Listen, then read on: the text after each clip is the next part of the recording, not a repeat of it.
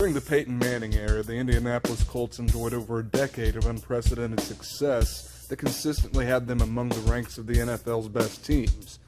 During that span, the team scored more points than any other team in the NFL and won 141 games, which was second only to the New England Patriots' 143 wins. The team's success included 8 division titles, 11 playoff appearances, 3 AFC championship appearances, and 2 trips to the Super Bowl, winning it all in 2006. Additionally, through his 14 seasons with the Colts, Manning was an 8-time All-Pro selection and an 11-time Pro Bowler, while winning 4 MVPs and being an MVP finalist on 4 other occasions. 5 members of the Manning-era Colts have already been inducted into the Pro Football Hall of Fame, with many more likely on the way. With the consistent level of elite play that Colts fans had come to expect from the team, no one could have predicted how hard and fast the team would fall apart after 2010. In May of the 2011 offseason, Manning had surgery to correct a herniated disc that had been causing pain in his neck and shoulder, as well as diminishing his throwing strength. However, when Manning began rehabbing, he quickly discovered that not only had the procedure failed to relieve his pain, but it left him unable to throw a football. The problem caused Manning to miss the entire 2011 season, and it took 2 additional surgeries to eventually correct, leaving many to believe that Manning may never be able to play football again. The Colts won just 2 games without him in 2011, and we all know what happened next. The 2 sides parted ways, and Manning went on to play 4 more seasons in Denver, winning another MVP as well as making it to 2 more Super Bowls before he retired after the 2015 season. The Colts, however, have yet to find the same level of success. Since Manning played his last snap, the Colts have had 3 head coaches, 2 interim head coaches, 8 offensive coordinators, and a staggering 13 starting quarterbacks, which is behind only the Cleveland Browns, the Denver Broncos, and the Washington Redskins, the Washington football team, the Washington Commanders, for most starting quarterbacks in the league over that span of time. In this video, I will be ranking every quarterback who has started for the Colts since Peyton Manning took his last snap with the team. Please keep in mind that these rankings are my opinion, which is 100% factual and completely backed up by science. If you disagree with any of these statements I make, you're practically disagreeing with science. Some of these guys have been spot starters that might make you say, oh, that guy really played for the Colts, while others have been big-name acquisitions brought in as an attempt to be the final piece of the puzzle who could lead the team to success. Regardless, we're going to be taking a look at the good, the bad, and the ugly of every Colts starter since Peyton Manning. Where do all of these quarterbacks rank? Will all of the time, work, and research I put into this video amount to anything? Will this video be 10 minutes long or 40 minutes long? Will anyone actually watch this? One day when I'm famous, will this insightful piece of sports commentary be remembered as the catalyst that started it all? We're about to find out. To start off this list, a grade of incomplete goes to Sam Ehlinger. As of the writing of this video, Ehlinger has just made his 2nd NFL start in place of the recently injured and benched Matt Ryan. Where will Ehlinger belong on this list is too soon to say. You typically wouldn't expect much from a quarterback taken in the 6th round, but after a disappointing start to the season, it makes sense that the team would want to see what they've got in the young quarterback. He's got a strong arm, and he's displayed the kind of athleticism that allows him to move outside the pocket and improvise on the run, which could add a new dynamic to the struggling offense. Through what we've seen of him in the preseason and his 2 starts, it seems like he could have the kind of physical tools that could add a spark to an otherwise broken offense. And the division is still theoretically within reach for the team, but as long as the offensive line plays as poorly as it has been this year, I'm not going to set my expectations too high. Time will tell. Number 12, Scott TOLZIEN. Scott TOLZIEN was brought into Indianapolis in 2016 to be Andrew Luck's backup after the retirement of Matt HASSELBECK, where he got 2 starts in place of the injured Luck, and boy were they both ugly. TOLZIEN's first start for Indy came in a Thanksgiving Day game against the Pittsburgh Steelers while Andrew Luck was out with a concussion. In the blowout loss, TOLZIEN had 200 yards passing with a touchdown and 2 interceptions. Now I will say the first few guys on this list could probably be put in any order, but what puts TOLZIEN at the very bottom to me is his performance in his second and final start for the Colts in a Week 1 game of 2017. The Colts opened up the 2017 season with a lot of mystery surrounding Andrew Luck's status and recovery to his shoulder injury, so Scott TOLZIEN got the Week 1 start against the LA Rams. In the game, TOLZIEN completed just 50% of his passes for 128 yards, no touchdowns, 2 interceptions, and a fumble, including 2 pick sixes for a passer rating of 33 in the blowout loss. It was a bad start to a bad season for the Colts, and like many other quarterbacks who are on this list, TOLZIEN never saw NFL action again after his time starting for the Colts. Number 11, Brian Hoyer. After Andrew Luck's sudden retirement in 2019, backup quarterback JACOBY BRISSETT was elevated to the Colts starting role, and that left the team in immediate need of a new QB2. A guy like Hoyer made a lot of sense. He was a veteran with plenty of starting experience for several NFL teams across his career. As a journeyman quarterback, he had looked like a solid starter at times, but when he was called up in relief of an injured Brissett in Week 9 of the 2019 season, the results were far from good. With Hoyer replacing Brissett, the team blew a lead in a loss to the Pittsburgh Steelers. But what made his time with the Colts especially bad was his lone start for the Colts that came in the following week. It was a game in which they were heavily favored to beat the actively tanking Miami Dolphins. In the start, Hoyer threw 3 interceptions with a passer rating of just 38, and the team managed just 12 points in an embarrassing Week 10 loss to the tank for Tua Miami Dolphins. Number 10, Kerry Collins. Colts fans entered the 2011 season thinking the team just needed to survive a few games with Collins as the starter, and then Manning would be back to lead the team to the playoffs. That, however, was not the case, and Collins went on to be one of 3 starters for a Colts team that only won 2 games, of which he was responsible for 0. Collins did have a respectable career as a starter. He was a 2-time Pro Bowler who bounced around the league for several teams, and even led the 2000 Giants to a Super Bowl appearance. However, in starting for the Colts at age 40, it was quickly apparent that his days as a viable NFL starter were behind him. He suffered a concussion in Week 3 which sent him to the IR and ended his season, after which he officially retired. In his 3 starts with the Colts, he managed to complete under 50% of his passes for less than 200 yards per game. He also averaged under 5 yards per completion and had just 2 touchdowns to 1 interception.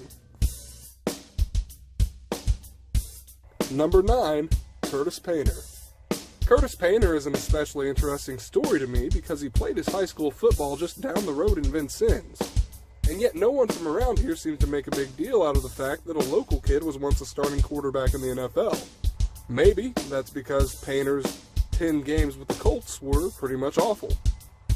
After 4 years at Purdue, where Painter broke Drew Brees' single-season record for passing yards, he was drafted by the Colts in the 6th round in 2009, and eventually was elevated to QB2 behind Manning after an injury to previous backup Jim Sorgi. Now, even though this video is particularly about Colts quarterbacks from 2011 on, Painter's first playing time for the team actually came in weeks 16 and 17 of his rookie year in 2009. With the team sitting at 14-0 and having already locked up home field advantage through the playoffs, head coach Jim Caldwell made the unpopular decision to forego the chance at a perfect season and send in the backups in order to rest the starters and keep the team healthy heading into their eventual Super Bowl run. The kid from Vincennes failed to win either of those 2 games, and the team finished the regular season at a league-best 14-2, with fans left to wonder what might have been. Through his first 2 games with the team, he had just 83 yards passing to go with 2 interceptions and no touchdowns, and a passer rating of just 9.8. Fast forward to 2011, and after the end of the Kerry Collins experiment, Painter was named the Colts starting quarterback until Peyton Manning returned from injury. Based on what we had seen from Painter in 2009, fans like myself were not too hopeful about the prospect of him as our starter moving forward, and boy were we right about that. Still, he was known for having a very strong arm, and the hope was that he could do just enough to hold down the fort until Manning eventually returned and led us to the playoffs. Painter started 8 games for the Colts in 2011 before he was finally benched in Week 13.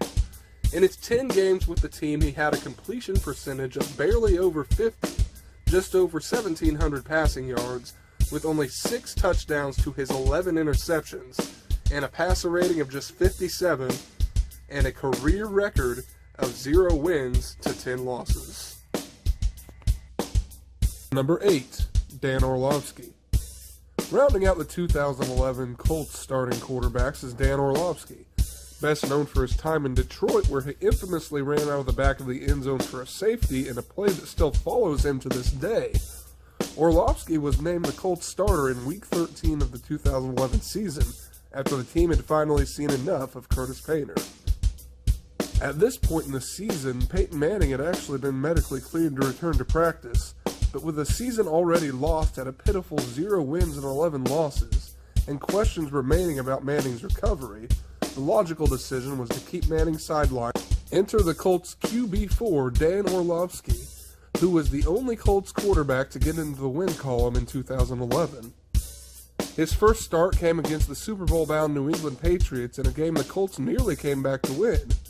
In the game, Orlovsky completed 30 of 37 passes for 353 yards to go with 2 touchdowns, 1 interception, and a passer rating of 113.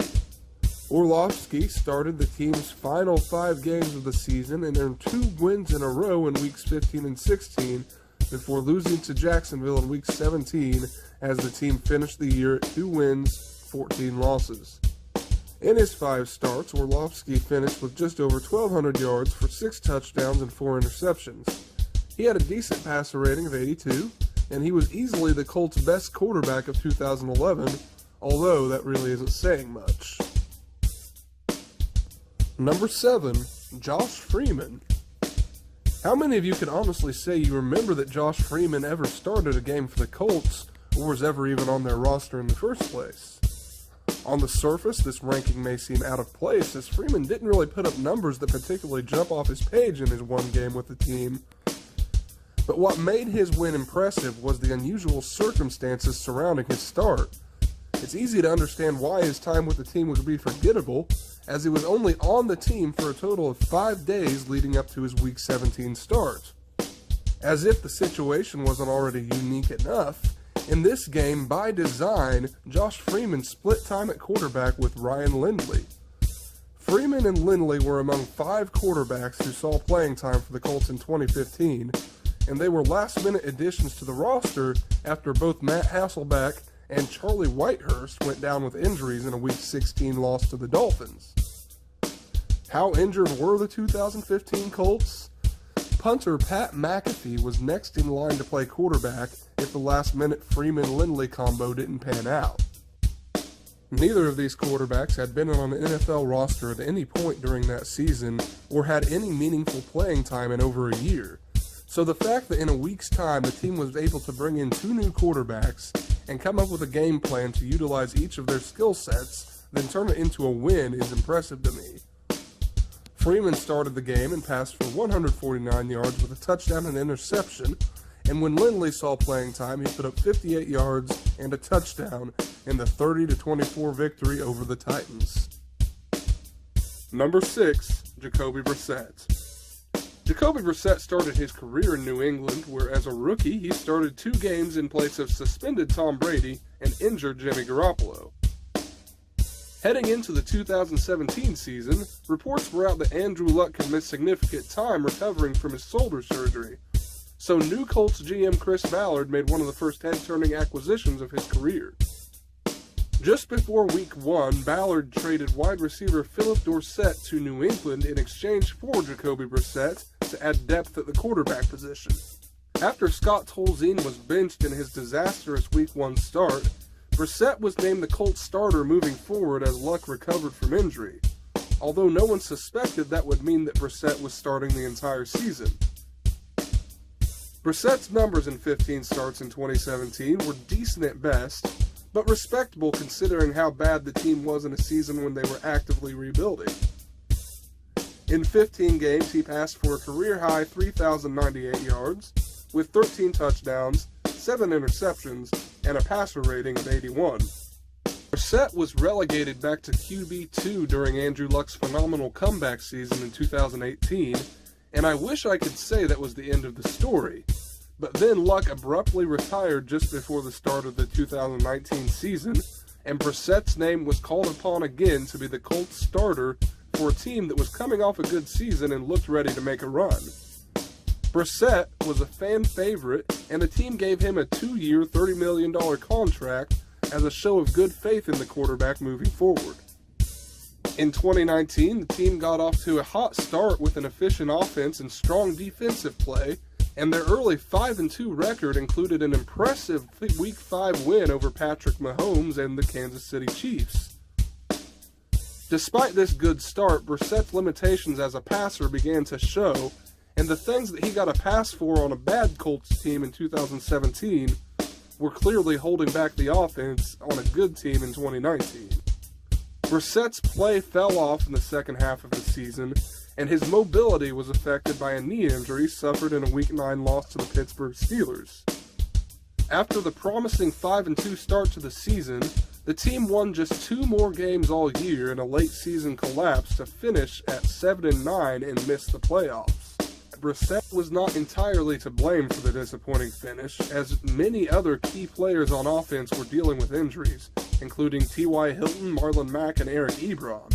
Still, at the conclusion of his run as Colts QB1, the verdict is that Brissett is a reliable game manager, a top-tier spot starter, and an efficient yet limited passer. His 2019 campaign concluded with 15 starts, just under 3,000 passing yards, 18 touchdowns, 6 interceptions, and a passer rating of 88. Number 5, Matt Ryan. Ranking Matty Ice here feels wrong because I, like many others, had high expectations going into the season for the Matt Ryan-led Colts offense. Coming off of a decent season with an undermanned Falcons team that was in desperate need of a rebuild, the expectation was that adding the former MVP to a Colts team that looked ready to make a deep playoff run would be the missing puzzle piece that the team had been searching for since the retirement of Andrew Luck. In recent years, the team had fielded one of the league's best offensive lines and was coming off of a season in which Jonathan Taylor was the most dominant running back in the NFL. So replacing Carson Wentz with Matt Ryan seemed like the kind of surefire upgrade that would finally put the team over the top. In reality, putting the 37-year-old quarterback, who already had limited mobility even in his prime, behind a surprisingly bad offensive line was a recipe for one of the least productive Colts offenses in years. Poor play from the O-line put Matt Ryan consistently under pressure, and at this stage in his career, he just doesn't have the scrambling ability to avoid those sacks, of which he was receiving 3.5 times per game. While he did put up respectable passing numbers in his 7 starts with the Colts, completing 68% of his attempts for almost 300 yards per game, those yards failed to amount to much scoring. The productive passing yards not translating to points was largely due to Ryan's 9 interceptions, 11 fumbles, and penchant for taking drive-killing sacks. Matt Ryan is one of the all-time greats as well as a likely Hall of Famer. Ryan may get the blame for a lost Colts season, but despite the fact that he was sidelined for the remainder of the year, the blame really falls upon the bad play from the offensive line. This ranking could potentially change as the season goes on, as I wouldn't be surprised to see Matt Ryan back under center at some point once he gets healthy. But for now, the fact is he's just another name on the growing list of failed quarterbacks for the Colts. Number 4, Carson Wentz. Carson Wentz joining Frank Reich in Indianapolis made a lot of sense, and the move felt inevitable after the retirement of Philip Rivers again left a hole for the Colts at the conclusion of the 2020 season. Wentz's career got off to a fantastic start in Philadelphia, and his MVP-level 2017 season is well documented. But so were his bouts with injuries in the following years and his dramatic decline in play in the 2020 season. The prevailing belief, however, was that Wentz's poor play in 2020 was more of an outlier and that the quarterback was in need of a fresh start with a new team when it was clear that he and Philadelphia were headed for a divorce. Cue Frank Reich, a noted quarterback whisperer who got that elite level of play as Wentz's offensive coordinator during his early years in Philly. I, like many others, was hopeful that when they reunited on a Colts team that was coming off of a very good 2020 season, that Wentz would be able to return to his elite form. The results were a mixed bag. Wentz has a big arm and made plenty of eye-popping deep throws with the Colts, and he's athletic enough to avoid pressure and make plays on the run. Overall, his performance in one season with the Colts was very up and down. The erratic quarterback made plenty of wow plays that left you cheering, and plenty of wow plays that led you shaking your head in disappointment. The 2021 Colts were looking a lot like the 2018 Colts that made a miraculous run in Andrew Luck's final season. Early on, both teams started with several close losses to quality opponents in winnable games that put the team in a hole early on. But the team fought back and got on a streak that had them looking like the hottest team in the league. But where the 2018 Colts stayed hot and finished strong, the 2021 team collapsed in dramatic fashion. With two chances to secure a playoff spot with a win against a mediocre opponent, Wentz and the team fell flat on their faces with the worst performances of the year. A team that looked like they should have been 12-5 and made a good playoff run, instead finished at 9-8 and missed the playoffs entirely. Despite the shortcomings of Carson Wentz, I do believe it's obvious that he was a bit of a scapegoat for the team's late season failure, and I don't think he's deserving at all of all the hate that he seems to get. He finished the 2021 season with respectable numbers and kept the turnovers to a minimum, but when he did make mistakes, they proved costly, and he fell apart when the team needed him most. On the year, he totaled just over 3,500 yards to go with 27 touchdowns and only 7 interceptions with a passer rating of 94. Number 3, Matt Hasselbeck. Pairing an experienced veteran as a mentor with an up-and-coming young quarterback is a recipe for success. So I was happy to see the Colts add Matt Hasselbeck as Andrew Luck's backup in 2013. Having a proven starter available as a backup is a luxury for any team. But when Hasselbeck was needed to replace Andrew Luck in 2015, I don't think anyone anticipated just how well the veteran would play, especially at 40 years old playing behind the league's worst offensive line. Hasselbeck didn't just hold down the fort, but he kept the Colts competitive and put up numbers that would be good for any starting quarterback. In fact, through his first 4 starts, Hasselbeck went undefeated, averaging over 250 yards and 2 touchdowns per game. Going into Week 13, the team was sitting at 6-5 and still firmly in the playoff hunt before injuries started to take their toll on Hasselbeck and his play declined from then on. Still, at 40 years old and 4 years removed from his last season as a full-time starter, Matt Hasselbeck went a respectable 5-3 in 8 games as the Colts starting quarterback and was able to keep the team alive in the race for the AFC South title in an otherwise disappointing season. Overall on the year, he posted just over 200 yards per game with 9 touchdowns to 5 interceptions and an 84 passer rating. I have Matt Hasselbeck ranked this high because the old man was responsible for 5 wins on a team that only won 8 games. Number 2, PHILLIP Rivers. Yet another entry on the list of veteran quarterbacks who played for the Colts on the back end of their careers, The 39-year-old Rivers really didn't take much of a step back in his final season, and he ranks at number 2 on my list. After years of rumored tension between Rivers and the Chargers organization due to his disliking the team's decision to move from San Diego to Los Angeles, the two sides mutually agreed to part ways following the 2019 season. Rivers had said at that point in his career he was leaning towards retirement, but he would consider playing one last season if the right opportunity came along. That right opportunity came in Indianapolis, where the team was ready to move on from the JACOBY BRISSETT experiment after the disappointing end to the 2019 campaign. We've heard this story enough times now. The Colts had a good roster that looked ready to make a run with the right quarterback at the helm. Rivers came very close to meeting those expectations. Starting in 2019, the Colts have boasted a top 10 rushing attack, defense, and offensive line in 3 consecutive seasons. Yet Rivers has been the only quarterback who has been able to lead any of those teams to a playoff appearance. The 2020 Colts saw the emergence of rookies Jonathan Taylor and Michael Pittman Jr., and with Rivers at the helm, the team finished with a record of 11-5, which led to a playoff appearance in which they nearly defeated a very good Bills team in Buffalo. Following the season, the team expressed interest in moving forward with Rivers at QB1, but ultimately he stuck to his original plans and retired at the end of the 2020 season.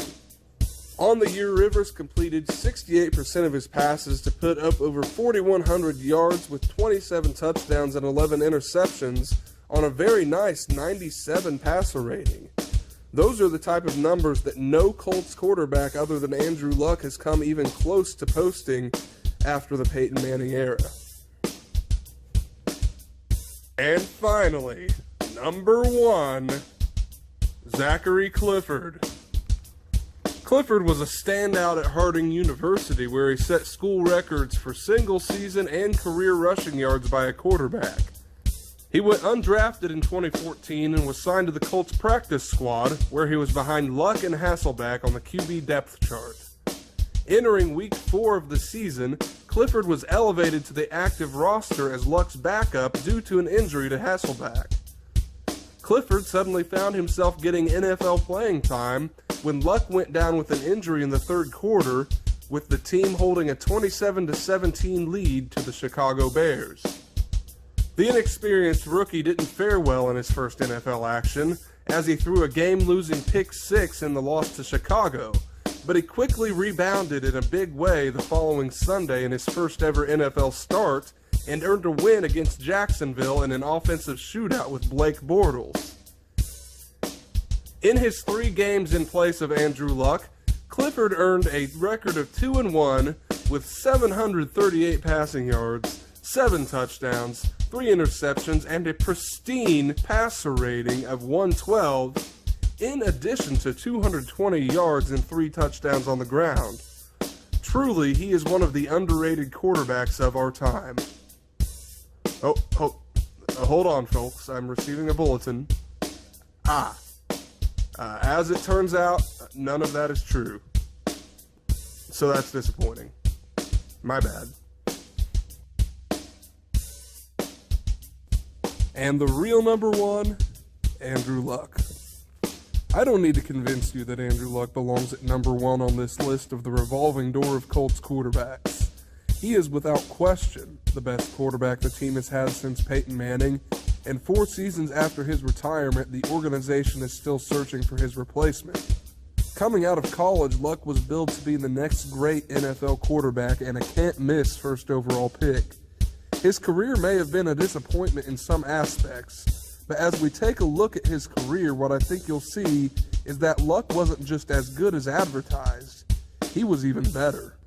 Andrew Luck was drafted to be the successor to Peyton Manning, and he certainly looked the part in his brief career. But his injuries and shocking retirement at the peak of his prime will always be the most memorable thing from his brief NFL career. His toughness and ability to get right back up after taking the big hits was well documented, but everyone knew that those hits were going to take their toll eventually. On his career, Andrew Luck was pressured on over 30% of his dropbacks and took over 2 sacks per game. The fact that he was able to make it through his first 3 seasons without taking injuries was an impressive feat in and of itself. But those injuries finally started to pile up in 2015, and Andrew Luck only played 4 healthy seasons in his 7-year career. In his 4th year as a pro and coming off of a great 2014 season, expectations were sky high in 2015. But instead, Luck was brutalized behind the league's worst offensive line. In a Week 3 win against the Tennessee Titans, Luck suffered 4 broken ribs and the shoulder injury that altered the trajectory of his career. Despite the injuries, Luck's 2015 season wasn't quite over yet. After a couple games out, he returned to the starting lineup until he suffered another injury in a win against the previously undefeated Denver Broncos. The Week 9 game left him with a lacerated kidney and an abdominal tear that ended his disappointing 2015 campaign. Admittedly, I am an Andrew Luck apologist. I don't think he ever got the credit he deserved, and I really believe that if he were on any of these recent Colts teams, they would be perennial Super Bowl contenders. This guy was on his way to the Hall of Fame. This guy was going to be an all-timer, and Ryan Grigson should be in prison for the murder of Andrew Luck's career. Sorry, I got a little carried away there. Let's talk records. How about the NFL record for most single game and total passing yards for a rookie? Or most game-winning drives by a rookie? Or most passing yards through a player's first 3 seasons? Or most passing yards through a player's first 5 playoff games? Okay, you're not impressed yet. You want more? What about the NFL record for most consecutive wins against division opponents? Or an 11-0 career record against the Titans? Or most consecutive games of 350-plus passing yards on the road? How about tying Peyton Manning's record for most consecutive games with 3 or more passing touchdowns? Or the second most passing touchdowns through a player's first 6 seasons? Or the second largest playoff comeback in league history? Or being the Colts' all-time leader in single-season passing yards? In addition to those records, Luck also compiled a nice list of career accolades, including 8-time Player of the Week, 2-time Player of the Month, a 4-time Pro Bowler, and the 2018 Comeback Player of the Year. Andrew Luck's passing stats were consistently at the top of the league too, including a very impressive statistical season in 2014 in which he led the league with 40 passing touchdowns and finished second in the league with 4,761 passing yards, which stands as the Colts' single-season record. In 86 career starts, Luck had a win-loss record of 53-33 and averaged 23 completions per game with 60% passing, with an average of 275 yards per game to go with 2 touchdowns and less than 1 interception, with a passer rating of 90. He also posted a career record of 4 wins and 4 losses in the playoffs, with a run to the AFC Championship game in the 2014 season. What makes me believe that Andrew Luck is truly underappreciated isn't about the stats and the records, but it's the fact that he was able to find this success on some pretty subpar teams. Good players can put up good individual numbers in spite of the team that's around them, but great players don't just find individual success, they elevate the entire team around them. And that's the kind of player that Luck was. A lot of these Colts teams had no business making any kind of playoff run, but they had Luck on their side. In 2013, for example, the Colts lost Reggie Wayne midway through the season, and that left Luck throwing to household names like Derrick Rogers and Griff Whalen behind T.Y. Hilton.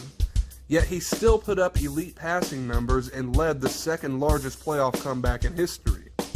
Luck elevated his teammates just like all great quarterbacks do. He and T.Y. Hilton had an undeniable chemistry that had Hilton in the upper echelon of receivers, yet Hilton never posted a 1,000-yard season in his 4 years playing without Luck. Another example is Eric Ebron, who was largely considered a draft bust outside of one monster season that he spent playing with Luck as his quarterback. Listen to these numbers and you'll see what I mean. The Luck-era Colts fielded defenses that were average at best. Over the course of his career, the Colts averaged the league's 23rd overall defense that never ranked any higher than 19th. For context, Tom Brady, whose career has been the definition of success, has only played without a top 10 defense 3 times in his entire 21-year NFL career. Now, ironically, the Colts have posted a top 10 defense in every season since Luck retired, which is a trend I think that you'll notice with these stats. Luck never played with much ground support. Over his career, the Colts averaged the league's 30th ranked rushing offense, averaging only 3.9 yards per carry. The Colts rushing offense since then has been top 10 every year since Luck retired. Recent Colts QBs have gotten to play with studs like Jonathan Taylor and Nyheim Hines. Andrew Luck had Trent Richardson.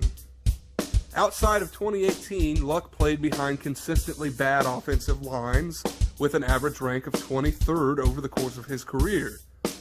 The Colts' offensive line has been ranked in the top 10 every year since Luck retired.